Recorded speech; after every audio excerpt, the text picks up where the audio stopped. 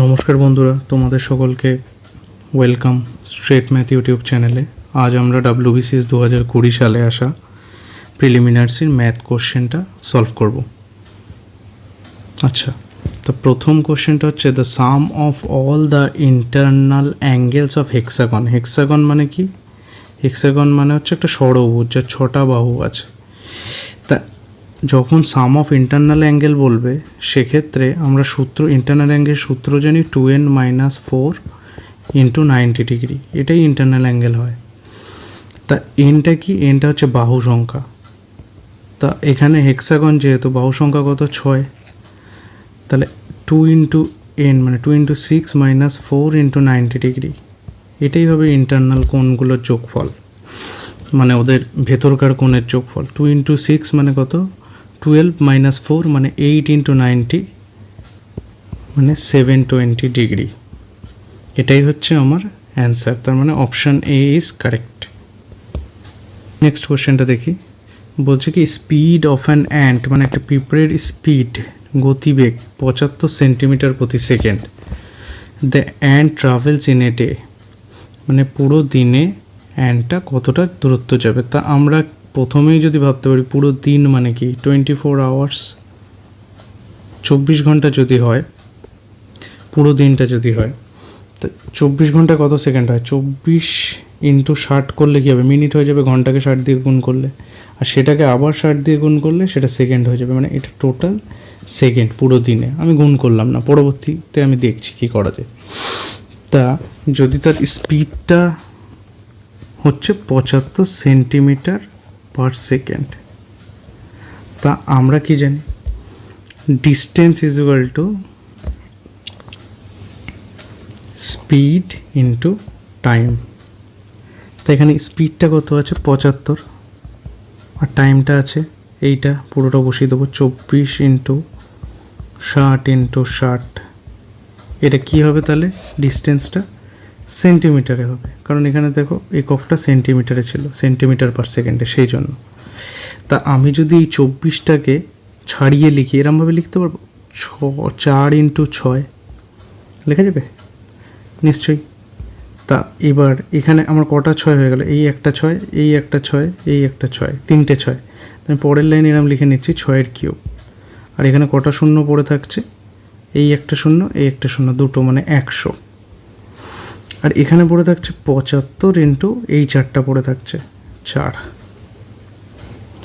তা 4 × 75 করলে 300, আমরা সবাই জানি।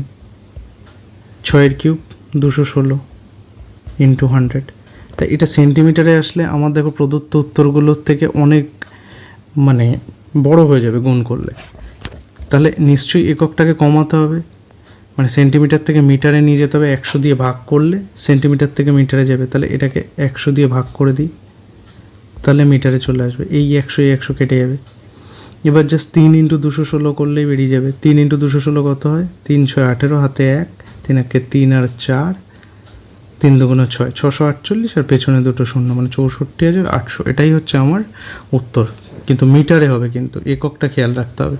তার মানে আমার অপশান এ কারেক্ট, মানে 64,800 মিটার প্রতিদিনে যায়। আচ্ছা, তো বলেছে স্মলেস্ট কম্পোজিট নাম্বার। তো কম্পোজিট নাম্বার তো আমরা জানি, প্রাইম নাম্বার বললে 2, 3, 5 প্রাইম। আর কম্পোজিট তাহলে কী হবে? প্রাইম নাম্বারগুলো হচ্ছে যেগুলো হচ্ছে মৌলিক সংখ্যা, মানে ওই সংখ্যা এবং 1 দ্বারাই তারা বিভাজ্য, আর অন্য কিছু দিয়ে বিভাজ্য হবে না। কিন্তু যৌগিক সংখ্যা কি? যৌগিক সংখ্যা হচ্ছে যে কোনো অন্য দুটো সংখ্যার গুণফল। তা প্রথম যদি আমি যৌগিক সংখ্যা প্রথমে লিখতে যাই, কম্পোজিট নাম্বার, প্রথমেই আসবে কি? 4, কারণ 4কে দেখো 2 × 2 করা যায়, মানে অন্য সংখ্যা দিয়ে গুণ করা যাচ্ছে, 1 এবং সেই সংখ্যা ব্যতীত। তো এখানে 1 আর 4 ছাড়াও 2 × 2 করেও তো পাওয়া যাচ্ছে, সেই জন্য এটা স্মলেস্ট কম্পোজিট নাম্বার, আর সেটা হচ্ছে অপশান সি, মানে 4। হচ্ছে কি in writing the numbers from 10 to 100, মানে 10 থেকে 100 পর্যন্ত যদি আমরা লিখি, মানে 10, 11, 12, 13, 14 এরমভাবে 100 পর্যন্ত লিখছি। How many Times is digit 7 used, মানে ডিজিট 7, যে ডিজিটটা আছে 7, এটা কত সময় ইউজ হবে? সেইটা বের করতে হবে। তা আমি কিছু ক্লাসিফিকেশান করে নিচ্ছি, কিছু মানে করে নিচ্ছি, আলাদা আলাদা স্ট্র্যাটামে ভাগ করে নিচ্ছি। আমি যদি 10, 11 করে ডট ডট ডট আমি যদি এরকম লিখি 19 পর্যন্ত, তাহলে সেক্ষেত্রে দেখবে শুধুমাত্র একটাই সংখ্যা আসবে 17 মাঝখানে। এই 17তেই একটা 7 থাকবে, মানে এখানে কটা 7, তাহলে একটা 7 লিখে নিলাম। এবার যদি এটা আমি লিখি 20 থেকে 29 পর্যন্ত, তাহলে সেক্ষেত্রে এখানেও একটা 7 আসবে। এরকমভাবে কতগুলো লেখা যায়, 10 থেকে 19, 20 থেকে 29, এরকমভাবে 30 থেকে 39, এরকমভাবে নিশ্চয়ই 20 থেকে 29। এবার আমি যদি লিখি 30 থেকে 39, এখানেও একটা পাবো। 40 থেকে 49, এখানেও একটা পাবো। 50 থেকে 59, এখানেও একটা পাবো। 60 থেকে 69, এখানেও একটা পাবো। 70 থেকে 79, এখানেও একটা পাবো, কিন্তু প্লাস এখানে আরও আসবে প্রতি ক্ষেত্রে। দেখো 70, 71, 72, 73, 74, এরমভাবে যখন ডট ডট করে লিখবো পুরো 79 পর্যন্ত, প্রত্যেকটা ক্ষেত্রে 7 আসছে। দেখো প্রত্যেকটা সংখ্যা, এখানে 7, এখানে 7, এখানে 7, এখানে 7, তাহলে কটা আসবে? এই ক্ষেত্রে একটা তো ছিলই যেটা আসছিল, কিন্তু তার সাথে আরও দেখো 10টা 7 জুড়ে যাচ্ছে। 0 থেকে 9 পর্যন্ত আগে 7, তার মানে এর সাথে 10 যোগ হয়ে যাবে। এইটার জন্যই অঙ্কটা দেওয়া, এইটুকু পার্টের জন্য। এবার 80 থেকে 89 পর্যন্ত আমার কটা? একটাই, যা ছিল তাই। 90 থেকে 99 পর্যন্ত একটাই 7 থাকবে। আর 100তে তো কোনো 7 নেই, 100 তার জন্য ডিসপোজড।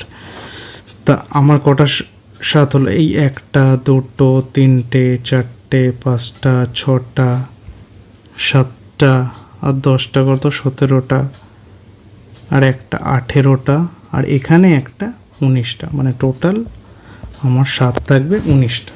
তাহলে আমার অপশান বি ইজ কারেক্ট। 10 থেকে 100 পর্যন্ত কটা ক্লাসিফিকেশন করা যাবে? সেটা হচ্ছে 9টা। আমরা এই যে করেছি 1, 2, 3, 4, 5, 6, 7, 8, 9, 9টা। আর সাথে ওই যে 70-এর ঘরে 70 থেকে 79 পর্যন্ত, ওখানে 10টা 7 যোগ হয়ে যাবে, ব্যাস এইটুকুই, এত কিছু লেখার দরকারই নেই। নেক্সট ম্যাথে আমরা যাই।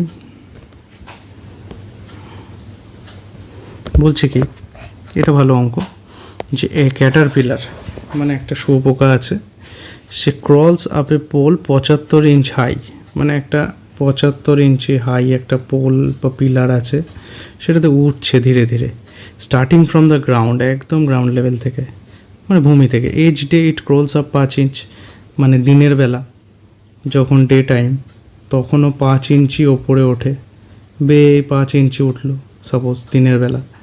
আবার কি, each night it slides down 4 inch, মানে রাত্রেবেলা সে সেখান থেকে 4 ইঞ্চি নিচে নেমে যায়, মানে 5 ইঞ্চি উঠেছে, সেখান থেকে 4 ইঞ্চি আবার নিচে নেমে যাচ্ছে। তার মানে ওভারঅল ও দিনে কত, এই 1 ইঞ্চি, এই যে 5 ইঞ্চি আর 4 ইঞ্চির মধ্যে যে ডিফারেন্সটা 1 ইঞ্চি, সেটাই প্রতিদিন উঠতে পারছে, তাই তো? এটাই হচ্ছে তো। তারপর কি বলছে, when will it first reach the top of the pole, এই জায়গাটাই খেয়াল করার আছে অঙ্কটাতে। মানে এমন একটা টাইম আসবে যখন ও পোলে তো দিনের বেলা উঠে যাবে, এমন একটা দিন আসবে, কিন্তু রাত্রেবেলা আবার সেখান থেকে নেমে যাবে, কিন্তু তার পরের বার আরও এগিয়ে যাবে যদি ওপরে থাকতো আর কি। কিন্তু এক্ষেত্রে আমার সব থেকে যে লোয়েস্ট অপশানটা, সেটা নিয়ে আমি শুরু করব, আমি অপশান টেস্ট করবো সিম্পলি। তা 70 দিন হচ্ছে আমার লোয়েস্ট অপশান। তা 70 দিনের জন্য আমি দেখি, সাপোজ 69 দিনে ও তো প্রতিদিন 1 ইঞ্চি করে উঠছে, তাহলে 69 দিন পরে ও কত ইঞ্চি উঠলো? 69 ইঞ্চি উঠে গেছে, তাই তো? এবার 70তম দিন যখন যাবে দিনের বেলা, ডে টাইমে, ও আরও নিশ্চয়ই এই যে 5 ইঞ্চি দিনের বেলা উঠছিল, এই 5 ইঞ্চি নিশ্চয়ই দিনের বেলা আরও একবার উঠবে, তার মানে ও পৌঁছে যাবে কত? 69 যোগ 5, মানে 74 ইঞ্চিতে পৌঁছাবে। কিন্তু টপে কিন্তু এখনও পৌঁছায়নি ও, টপ কততে? 75 ইঞ্চিতে। আবার এই 70তম দিনের নাইটে কী হবে? এই যে 74 ইঞ্চি উঠেছিল, 74 থেকে আরও 4 মাইনাস হয়ে যাবে, মানে 70 ইঞ্চিতে থাকবে ওর অ্যাভারেজটা 70তম দিনে। কিন্তু এখানে একটা মজার বিষয়, যে যখনই 71তম দিনের ও ডে সেশনে যাবে দিনের বেলা, এই 70-এর সাথে ও তো 5 ইঞ্চি উপরে উঠে যাবে, মানে প্রথমবার 75 ইঞ্চি টাচ করবে, 75 ইঞ্চি। তাহলে ওর অরিজিনালি এই 71তম দিনে গিয়েই প্রথমবার ওর টপটা টাচ করবে, সেই জন্যই অঙ্কটা দেওয়া। ব্যাস, তার মানে আমার অপশান বি ইজ কারেক্ট। অঙ্কটা কি বলছে, এটা ভালো অঙ্ক। এই 216 টু দি পাওয়ার 2/3, তা আমার যদি 216টাকে এখানে XYZ এর মান বের করতে হবে, একটা সমীকরণ দিয়ে দিয়েছে, সেখান থেকে XYZ এর মান বের করতে হবে। তো 216টাকে আমি এরম লিখতে পারি 6 কিউব, 6 কিউব, তাহলে হোল টু দি পাওয়ার 2/3 থাকবে, আর মাঝখানে ভাগ আছে। P²/9টাকে যদি আমি এরম লিখি P/3 তার হোল স্কোয়ার, কোনো অসুবিধা আছে? নিশ্চয়ই থাকার কথা না। আর হোল টু দি পাওয়ার -3/2টা লিখে নিলাম, তাহলে সেটা সমান সমান 2 two the power x, 3 two the power y, p two the power z। আমার একটা সূত্র এখানে কাজে লাগবে, সেটা হচ্ছে a to the power m whole to the power n হলে a to the power mn হয়, এটা সূচকের সূত্র বা ইন্ডেক্সের সূত্র। তা এখানে তাহলে আমি লিখতে পারি 6 to the power 3 into 2/3, a to the power m whole to the power n, মানে a to the power mn হয়ে গেল। এবার ভাগটা যেটা আছে সেটা নিয়ে আমি পরে কাজ করছি, আগে আমি দেখে নিই। এটাকেও তাহলে ওরকমভাবে লিখতে পারো P/3 তার হোল স্কোয়ার ইন্টু, যেহেতু মাইনাস আছে তাহলে আমি মাইনাসটা এরমভাবে লিখে ফেললাম 2 two the power x, 3 two the power y, p two the power z, যা আছে থাক। এই 2 কেটে গেল, এখানে 3 কেটে গেল, 6 স্কোয়ারটা যেমন আছে থাক। আমি 6 স্কোয়ারটা নিয়ে পরে হয়তো কাজ করতে হতে পারে, 6 ইন্টু 6 স্কোয়ারটাকে লিখে রাখলাম। আর ভাগটাকে যদি আমি গুণ আকারে লিখি তাহলে নিশ্চয়ই এটা উল্টে যাবে। তা উল্টে গেলে কী হবে, একটা জিনিস দেখো, আমরা জানি a টু দি পাওয়ার -1 সমান 1/a, এটা হয়। তা জাস্ট যদি p/3 whole to the power -3 যেটা আমার আছে, সেটা যদি আমি অরিজিনালি লিখি তাহলে নিশ্চয়ই এটা হওয়া উচিত ছিল 3/p হোল কিউব, সূত্রানুসারে এটাই হওয়া উচিত ছিল। এবার যেহেতু এটা ভাগ আছে তাহলে এটা আর একবার উল্টে যাবে, তার মানে এখানে জাস্ট হয়ে যাবে p/3 তার হোল কিউব, সেটাই হয়ে যাবে উল্টে গেলে। আর যেটা আছে যেরকম সেরকমই লিখে দিই, p two the power z। তা 6টাকে এরকম লেখা যাবে, দুটো 6কে 3 ইন্টু 2 ইন্টু 3 ইন্টু 2 এরকম লেখা যাবে। আর p এর মাথায় কত চলে আসবে, p কিউব। আর নিচে যেহেতু 3 টু দি পাওয়ার 3 আছে, মানে 3 কিউব আমি লিখে নিলাম। আর এটা যা আছে তাই, এটা তো চেঞ্জ হচ্ছে না, 2 two the power x, 3 two the power y, p two the power z, যা আছে তাই। তা আমি এবার একটা জিনিস দেখবো, এখানে 2 কটা আছে, একটা 2, তাহলে আমি পরের লাইনে লিখতে পারবো এখানে 2a², কোনো অসুবিধা নেই। আর এখানে দেখো 3 এটা কেটে যাবে, জাস্ট নিচে তো একটা 3 পড়ে থাকবে। এবার 1/a সমান a টু দি পাওয়ার -1, মানে উপরে আমি এটা লিখতে পারবো 3 টু দি পাওয়ার -1, কোনো প্রবলেম নেই। আর p এর মাথায় তো 3 পড়ে আছে, তাহলে এটা সমান 2 two the power x, 3 two the power y, p two the power z। তাহলে 2 এর সূচক কত, x, এখানে কত স্কোয়ার, তাহলে x সমান সমান আমি বলতে পারি 2, y সমান সমান কী হবে বলো, -1, z সমান সমান 3 বা 3। তাহলে আমার অপশান এ ইজ কারেক্ট। ভালো অঙ্ক। আচ্ছা, নেক্সট বা লাস্ট অঙ্ক দেখো, এখানে কি বলেছে, এখানে তোমার বলেছে x1 x2 ... x100 আছে, এরকমভাবে 100টা নাম্বার x1 x2 করে। তা এইটুকু আবার দেওয়া রয়েছে xi প্লাস xi প্লাস 1, এটা হচ্ছে 100। সেখানে আবার একটা জিনিস আমাকে দেওয়া রয়েছে যে x10 এর মানটা 1।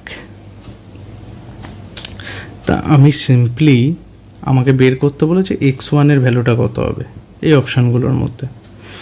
তা একটা জিনিস দেখো, যদি আমি সিম্পলি এখানে i এর মান 9 পুট করি, সাপোজ 9 পুট করলাম, এটা 1 নম্বর সমীকরণ, এখানে i এর মান 9, তাহলে এরম লিখতে পারি x9 প্লাস x10 = 100, কোনো অসুবিধা হবে না। এবার x10 এর মান তো আমি জানি 1, তাহলে নিশ্চয়ই x9 সমান 99 হবে, তাই তো? তাহলে আমি x10 এর নিচে এরম লিখে নিলাম x9 সমান 99। এবার যখনই তুমি এখানে এক্স আই-এর ভ্যালু 8 পুট করবে, তখন দেখবে যে আই-এর ভ্যালু 8 পুট করার জন্য এখানে সমীকরণটা এরম চলে আসবে যে x8 plus x9 is equal to 100। তাহলে x9-এর মান তো আমি জানি 99, x9-এর মান 99, তাহলে এই জায়গাটায় আমি বসিয়ে দেবো 99। তাহলে x8 plus 99 is equal to 100, মানে x(8) ইজ ইকুয়াল টু 1। তাহলে দেখো একটা 99 হচ্ছে, একটা 1 হচ্ছে, এরকমভাবে যাচ্ছে। করে দেখবে আবার x7টা আসবে 99। তার মানে ইভেন্ট যেগুলো আছে 8, 10 এরকম করে ইভেন্ট যেগুলো আছে সেগুলোর ভ্যালু হচ্ছে 1, আর অড যেগুলো আছে 9, 7 এরকম করে সেগুলোর ভ্যালু হচ্ছে 99। তা আমি এরকমভাবে যেতে যেতে x1 যেটা, সেটা তো অড পজিশানে পড়ছে, তাহলে অড পজিশানে ভ্যালু কত হচ্ছে বলছি দেখলাম আমি 99, তাহলে x1-এর ভ্যালুও 99 হবে, মানে আমার option B is correct. Thank you বন্ধুরা। WBCS 2020 যে কটি অঙ্ক এসেছিলো আমি করিয়ে দিলাম। নেক্সট ভিডিওটাতে আমরা WBCS 2019 প্রিলিমিন্সে যে অঙ্কগুলি এসছে সেগুলো আমরা দেখব। ধন্যবাদ।